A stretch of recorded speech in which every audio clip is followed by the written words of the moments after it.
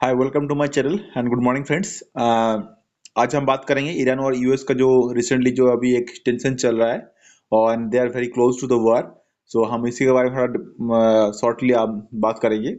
तो रिसेंटली हमने न्यूज़ में देखा कि जो अमेरिका का एयरक्राफ्ट कैरियर्स है और अमेरिका का जितना भी मिडिल ईस्ट में एयर बेसिस है उनका जो सब कुछ है उनको हाई अलर्ट पर जारी किया गया because of the tension between Iran and US. तो हम इसका पूरा आज थोड़ा सा जानकारी जो करेंगे तो कैसे कैसे क्या प्रॉब्लम है क्या है। तो हम पहले चलते धीरे धीरे। तो ईरान एंड यूएस दो व्हाई बिकेम एनिमीज, तो उसका पीछे कारण जानते हैं। फर्स्ट ऑफ थिंग्स है कि ईरान जब और यूएस में बीच में थोड़ा सा प्रॉब्लम शुरू हुआ जब ईरान 1979 में इस्लामिक रिवॉल्यूशन शुरू हुआ और इस्लामिक स्टेट बना। तो उनका जो इडियोलॉजी है, इनका थिंकिंग है, थोड़ा सा डिफरेंस हो गया उनका जो धीरे धीरे वहां से कॉन्फ्लिक्ट शुरू हुआ।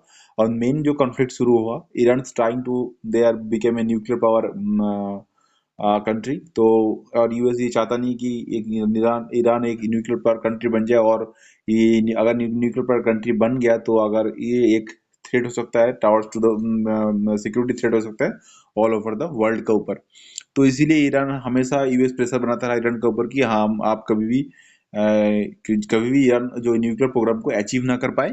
तो बिकॉज ऑफ मेरा उनका जो थिंकिंग है कि Iran is supporting the militant group Hamas Hezbollah and Houthis, that is the main facts.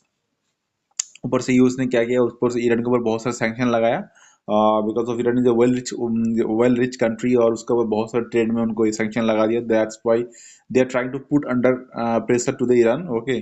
और इन्फ्लुएंस है मिडिल ईस्ट का, और इसमें Israel is supporting the US and Gulf reason.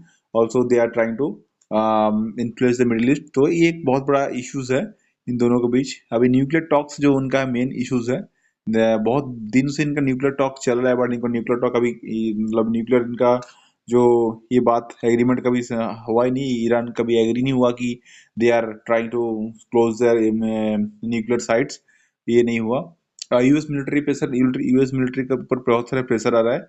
US increase their troops and ships in the Middle east and because of Iran जानता है कि अगर आप ईरान के ऊपर अटैक हुआ तो ईरान तुरंत क्या करेगा, जो मिडिल ईस्ट का उनका एरियाज है जो यूएस की एयरबेस है वहाँ अटैक करेगा। तो that's why they are trying to both are preparing for the war if the मतलब they are leaders are not agree with their own plans. तो अगर कोई एग्री नहीं हुआ तो कोई ठीक ठाक बातचीत नहीं हुआ तो एटलीस्ट ये जाएगा धीरे धीरे वार की तरफ। तो ईरान रेस्पॉन्स क्या है, ईरान ने सरेंडर के लिए मना कर दिया। ईरान ने भी थ्रेट दिया इसराइल और यूएस को। और स्ट्रेंथ वो क्या कर रहा है, रसिया और चाइना के साथ मिलके वो थोड़ा सा अपना स्ट्रेंथ कर रहा है और काउंटर पार्ट को बढ़ा रहा है। Role of Israel Arab